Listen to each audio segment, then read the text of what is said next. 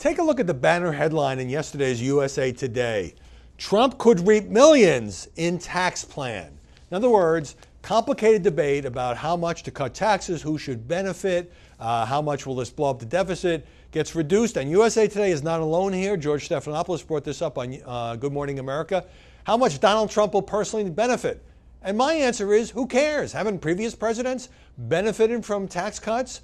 He's a rich businessman. If taxes are cut for businesses, he's probably going to make a lot of money. Aren't there larger stakes here for the country? What's also fascinating about the coverage of the new Trump tax plan, which has a lot of unanswered questions to be sure, is not the usual debate about does this disproportionately benefit the wealthy. Anytime there's a GOP tax cut plan, you can be pretty assured that the press will be asking those questions, and they're legitimate questions as to how the benefits get distributed.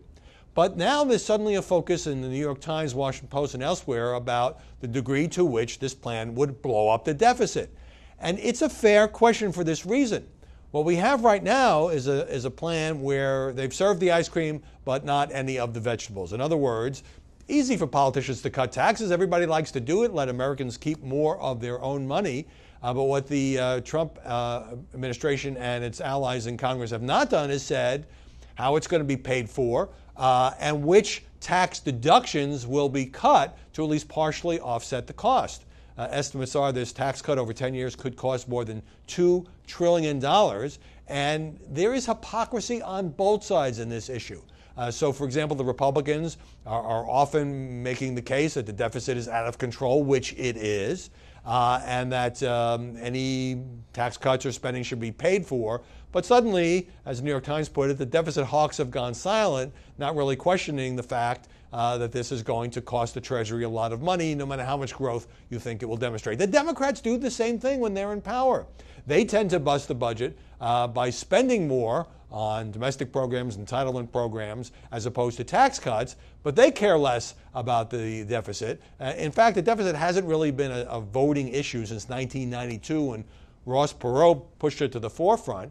It happens to be a situation where our country, our government, is spending far more than it takes in, and neither party gets serious about it except to use it as a wedge issue when the other party is in power. And the press, which didn't really have much to say about the way in which the deficit exploded during the Obama years, now very focused on the effect of the Trump plan, such as it is, on the deficit.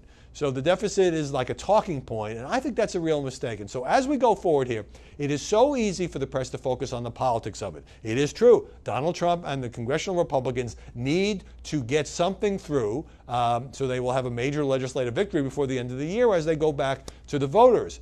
But that's the easy part. The hard part, with so many special interests embedded in the tax code, is to follow the money, is to do in a fair way, not an ideological way, look at who's benefiting, who the winners and losers are, from which deductions are kept, which deductions are tossed out, like state and local tax deductions, for example, and who benefits. The press can do that, will be doing its job, but we're not off to a great start, folks.